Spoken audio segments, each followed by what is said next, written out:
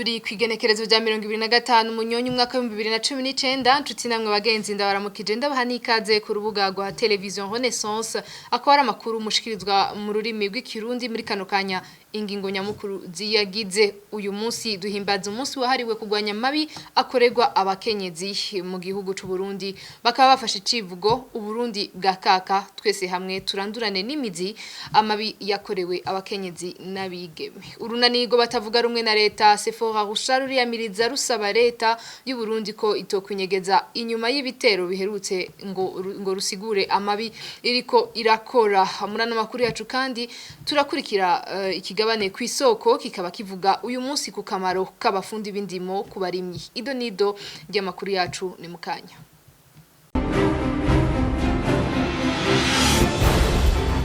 Ndasubiye kwa ikaze murano makuru yacu tuyatangure mu bijanye n'agateka kazina muntu uko umwaka utashe kwigenekerezo rya 2025 munyonyo amakungu ari kamabi akorerwa abakenyezi ni nakaryo ko gutanguza isekeza rizomara iminsi 16 mu ntumbero yo kugwanya ayo mabi mu Burundi icivugo c'uyu mwaka ni uburundi bwa kaka twese hamwe turandurane n'imizi amabi yakorewe abakenyezi n'abigeme bikaba byashikirijwe no mushikiranganje w'agateka kazina muntu Marta nivy'abandi kuri uyu w'Imana mu ntumbero yo kwifatanya n'amakungu mu kugwanya ayo mabi.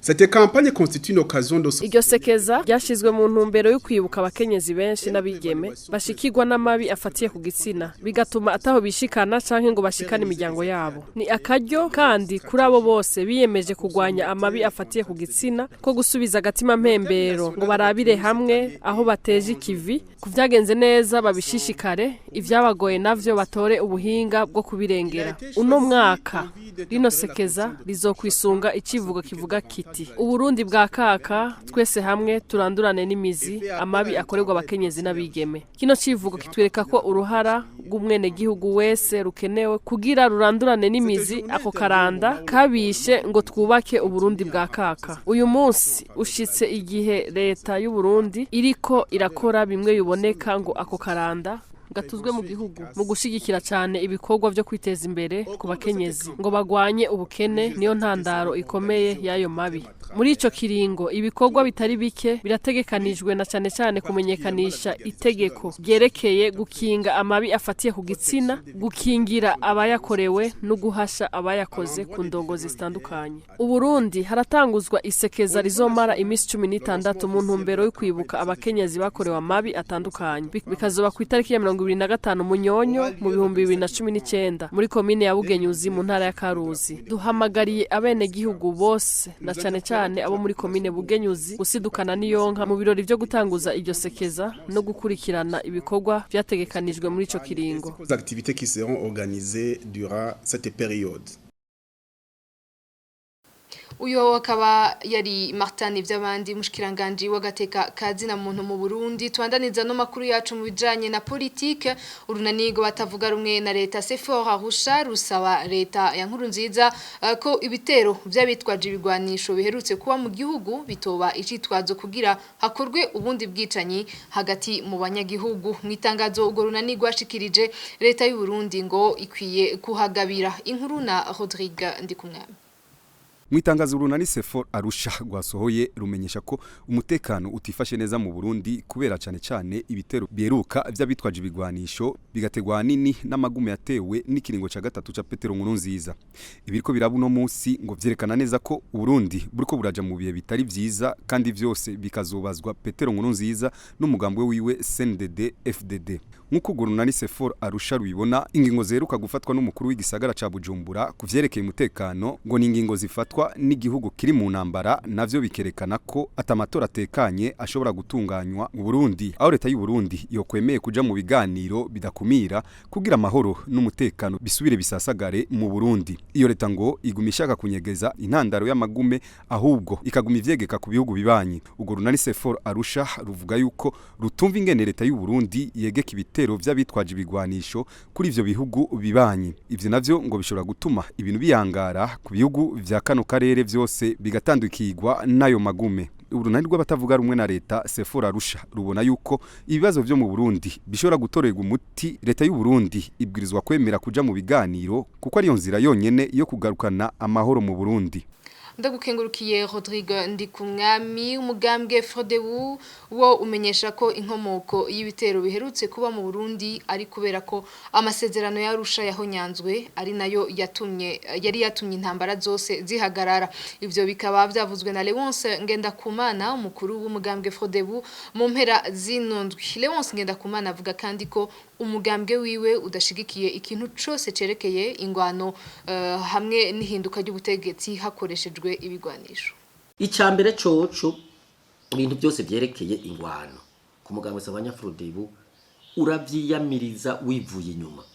Nkuko uyamiriza ibintu byose bivuye mu bintu byo gutembagaza ubutegetsi ukoresheje ingoho.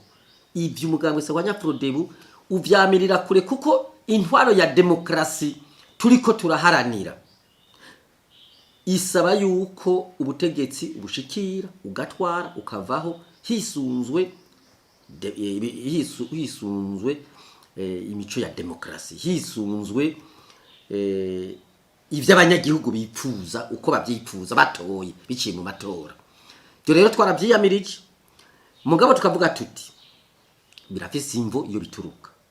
Icambere ni isenywa ry'amasezerano y'Arusha kuko niyo yari yakuyeho mwene ivyo bintu byuko hasubira kuba intambara mu gihugu. Niyo yatumye ibyo by'amakudeta bitagaruka. Abanyagihugu bakaja hamwe bakabana mu budasa bwabo inzego zikaba zitunganijwe neza zigakorera abanyagihugu bose atanya gufatanya kiratankunzi nizisubire kwitirirwa imigambwe nizisubire kwitirirwa amoko cyangwa intara. Ubu rero ivyo byose aho bifutiwe ingorane urabona zagarutse kuko hari abantu baciye bahunga abandi barapfungwa abandi baricwa urumva byose bica bitera ishavu mu gihugu. Icya kabiri nuko hamaze kuba ingorane ngaha zivuye ku gusenyura amasezerano y'Arusha akarere kari kagombye gusubira kudufasha kugira tugira ibiganiro. Aho rero leta n'umugambwe uri ku butegetsi n'abasoma mbike bangi ivyo biganiro abantu baciye bihibura bati none twebwe twahunze twebwe dupfunzwe twebwe tunyegeye hagati mu gihugu twebwe kazoza kacu gahagaze hehe. Dutandukire ano makuru yacu mu bijanye n'umutekano mu ntumbero yo kugwanya ivyaha ndengambibe. Igipolisi c'u Burundi cashikirije kuri uyu wa gatanu itangazo ku bikorwa vyaranguwe n'ibizorangurwa ku mugambi wiswe USALAMA ugira gatandatu. Uyo mugambi uhurikiyemwo ibipolisi vyo mu turere twa Afrika y'ubuseruko na Afrika y'ubumanuko. Ku ruhande rw'u Burundi ivyo bikorwa vyakozwe kuva ku igenekezo rya 30 gitugutu gushika ku ya 4 munyonyo 2019. Merkiade Ruceke umugenduzi mukuru w'igipolisi c'u Burundi arashikiriza ivyaha bizokurikiranwa muri uno mwaka wa 2019. Muno mwaka wa 2019 rero ivyaha byumvikanywe ko ni ibi bikurikira. Ubwa mbere kudandaza no kunywa ibiyayuramutwe. Ubwa kabiri urudandazo rw'abantu n'ingezi zinjira mu gihugu zinjiye mu mpisho. Ubwira gatatu urudandazo ruciye kubiri n'amategeko w'igwanisho bicira umuriro. Ubwira kane ivyaha bijanye no konona bidukikije. Ubwa gatanu ubusuma bw'imodoka. Ubwa gatandatu ubusuma bw'insinga zitwara umuyaga nkuba. Ubw'indwi urudandazwa canke ugushukura ubutare bidakurikije amategeko. Ubw'umunani ibidandaza bidakwije canke bitemewe n'amategeko. Ubw'icenda iterabwoba canke inkozi z'ikibi zihunga ibihugu vyazo. Tukiri mu bijanye n'umutekano nyene kuva ubu nta bunywero bwo mu gisagara ca Bujumbura buzoba bwuguruye isaha 3 z'ijoro.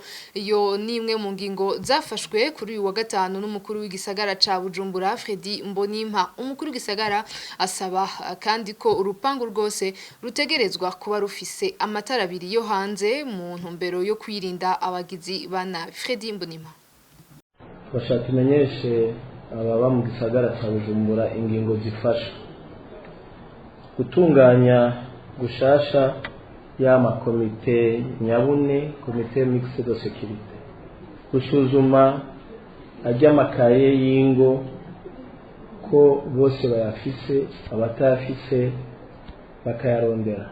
Ingingo ya gatatu, kurwanya bimwe biboneka za nzoga zitemewe n'amategeko hamwe no gusambura amarigara, gusuzuma imbere y'amazu y'abantu isuku, ukuvuga yuko umuntu ateza gukora imbere y'inzu yiwe, mbere agasukura n'umuserege uba uri imbere y'inzu yiwe, na cane cane bajya abantu bakunda gutamwo imyavu, bagatamwo ibikoresho byo kubaka, gushira amatara abiri ku ngo kugira dushobore habone, kugira umwasi cyangwa umugizi wa nabi ntagire icyo akora yitwaje yuko atabona.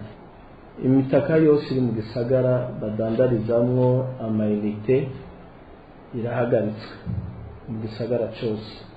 Ingingo y'umunani, urudandazwa rwo mu mabarabara rw'uruja n'uruza commerce ambulant rurahagaritswe muri komine ya Mukaza, barekuriwe gukorera mu makomine asigaye ya Muha na Ntahango. Imiduga ishaje itakigenda bahebeye mu mabarabara bisabye ko yokugwaho vuba na vuba ntitera amasanganya, na cane cane muri zone ya Buyenzi. Ububare rudandaza inzoga bwemerewe kugurura kuva isaha 11 z'umuhingamo gushika isaha 3 z'ijoro ku minsi y'imirimo, hanyuma ku minsi y'akazi kaba kariho ububare buzokugurura isaha 7 y'umurango gushika izo saha 3 z'ijoro. Uyo akaba yari Fredimbo n'imparamutswa igisagara ca Bujumbura. Mu gusoza ano makuru yacu ni wa mwanya w'ikigabane kw'isoko mutegurirwa mugashikirizwa n'urunani rw'amaradiyo RPA Inzamba hamwe na TV Renaissance. Ikiganiro cuno munsi tubabwira akamaro k'abafundi b'indimo ku barimyi, mugishikirizwa na mugenzi wacu Thierry Bigirindavyi. Abaremyi benshi mu Burundi bavuga ko bamaze imyaka myinshi badakurikiranwa n'abajejwe uburimyi. Bamwe bavuga ko mbere kubona abafundi b'indimo batakiboneka mu mirima ari imwe mu mvo zihambaye zituma umwimbu wabo ugabanuka. Kubera iki abo bafundi b'indimo batacitwararika abarimyi? Akazi kabo kategezwa kuba kahe? Ivyo nivyo dushimikira ko mu gabane kw'isoko co kuri wa 23 munyonyo mwaka 2019. Muri kumwe na Thierry Bigirindavyi.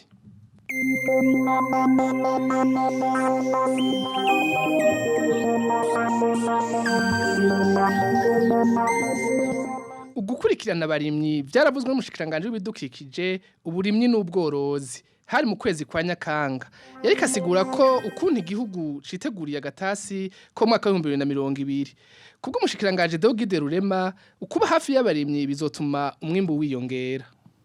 Twagomba tumenyesha abarimyi ko ubushikiranganje bugiye kongerereza inguvu zo kuba hafi yabo, twongera duhimiriza abarimyi gukorera mu makoperative yo ku mitumba kugira ngo bizotworohereze kubashikiriza uturusho, haba utujanye n'inyigisho cankwe ivyankenerwa, eka mbere no kubaronsa ingurane. Ngo inka igira amaso manini ariko ntiyibonera. Ku ruhara rw'ubushikiranganje tuzoguma turi hafi y'abarimyi kugira ngo tubahimirize gukorana ubwira n'umwete. Nta nkeka ko dusenyeye ku mugozi umwe tuzoshika ku ntumbero twihaye yukongereza umwimbu kuri rino rima y'agatasi. Kw'isoko munyagihugu weho ugoniki. Ubushikiranganje buvuga ko bugiye kuba hafi y'abarimyi kurusha, mu gihe bamwe mu barimyi bo mu ntara ya Kayanza, Bururi na Bujumbura bavuga ko bamaze igihe kirekire batabona abafundi b'indimo mu bikorwa. Abavuganye na mugenzi wacu Parfait Mudasigana wa Radio Inzamba bamenyesha ko bifise ingaruka mbi ku mwimbu wabo. Kuri ndemera ntashidikanya yuko amwe abagoronome bogaruka botwereka uko turima, kuko bo babifisemo n'ubuhinga bakatwereka ukuntu turima, kuko urumva tukirima za mbuto za kera. Hariho natwereka ati izi mbuto nizo zishobora kuba ngaha ati mugasubira mu kimbura. ubuye ndashaka gutera ibiro 100 ndafisanga wimbuye nk'ijana na 15 n'ikibazo nabwo nyine ugasanga ni buto buto ni bwa bundi ucugira ucushira mu mbuto bagakora ivyo bafungura bikeya hari n'igihu bibura pi complete mukabibura Mubiyago abafundi b'indimo naho bahari sinaza ko bose bazi bategerezwa gukora barakwiye farumasi ko ntibakora bose ntibakora uko bikwiye abenegihugu b'abarundi ntibazi kurima barima nabo urabona isi n'into bagacanga ibyo barimye ibigori imyumbati amateke ugasanga biri kumwe bigatuma umwimbu uba muke cyane kuko ari ibitero gusanga batabana rero umufundi w'indimo adashoboye kuzarashika ngo ahantu hatandukanye ngo azarabasigurira kandi na leta igashyiramo ingufu ahantu bakaba badutuvariye ahantu habiki muzo bitera cyonyine cyane kibangabanganywa n'ibi hanyuma niho umwimbu waboneka nta n'uwo biteha kuko uruhombo rubonekera mu mwimbu iyo yateye ibintu akurikije ibiharuro abafundi bamuhaye barize yowe kwimbura gusumbya ahubwo tugasaba yuko iyo bigishijwe nabo baheza bakaza bakatwigisha tukabona kugira akarusho tugize kuko si umurimyi wenyine ahomba ahubwo n'igihugu kirahahombera kw'isoko abahinga bati Edmond Manirambona ni umwagronome kubwiwe hari ibimenyetso vyerekana ko umwimbu utera ugabanuka mu Burundi ati nk'ibigega ntibikibaho kera mu ngo nka zose hariho ibimenyetso vyerekana ko hari umwimbu aha novuga nk'ibigega novuga ibitiba novuga iminyaga ivyo byari bikoresho byakoreshwa kugira ngo abanyagihugu bashobore gushingura neza imyimbu yabo kubera yari myinshi niho baca barondera ivyo bikoresho kugira baronka aho bakwiza hanyuma hariho kandi n'ikindi nuko iminwa y'abantu ikenera kurya iguma yiyongera uko yiyongera isi ndimwa nayo itaguka kandi ariko nayo iguma itakaza inguvu bigatuma rero umwimbu ubonetse udashobora kugaburira yani mirenze ubushobozi bwayo mu gutorera inyishu iyo ngorane abafundi b'indimo bari kubera karora abandi barimyi aho baherereye kubwa Edmond Manirambona agronome abanza kuvuga ubuhinga barimyi bakoresha yavuganye na mugenzi wacu wa muri radio RPA Emile Nibasumba itongo ryose rigacamwe imiserege rigategwa ku bwatsi abanyagihugu basiguriwe neza ntiboreka kubikora bakagira ikibiri ca kera bagakoranira ku itongo rya naka ubundi munsi kwa naka bikaba hose icobuza ko amatongo yose yokingirwa n'ikiye hakaba itegeko yuko umunyagihugu wese ategerezwa kwimba nyabarega akongera akayishyiramo ibikenewe akongera akayifuka akayubakira hariho kandi isi ndimwa ziba ziri hasi y'imisozi hanamye iyo misozi hanamye ugasanga iri gusa hobaho rero gutera ibiti kuri iyo misozi mbese binashobotse bagaca imiserege itegera ayo mazi akareka guhanuka mu isonga ry'umusozi akamanuka ahitana yasi ndimwa ya ba munyagihugu hariya hasi mvuze gukurikirana neza abarimyi ubwa mbere wa wundi abakurikirana nukubanza agakurikiranwa nawe n'ababandi bamujejwe mbega iryo tongo ry'uwo agenda gukurikirana abandi rimeze gute mbega tongo giwe borabira ko riraciyemo ya mikobeko rirateyemo ubwatsi biremwo bya biti binywanisha n'indimo none azoza kwigisha murundi gute kandi nawe wiwe harasivye agatoki kiwe umuyaga uvuga kagahenuka kubera kasigaye mu kirere azoja kwereka uwundi gute yuko yogitera uko kandi wiwe atagiteye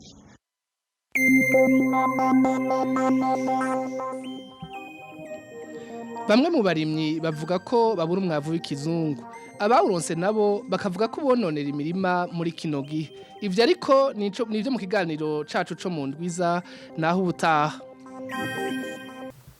ndagushimiye Thierry Bigirindavyi no kuri no nkuru duciye dusozera ko ano makuru yacu ndabashimiye kubona umwadukurikiye naho ubutaha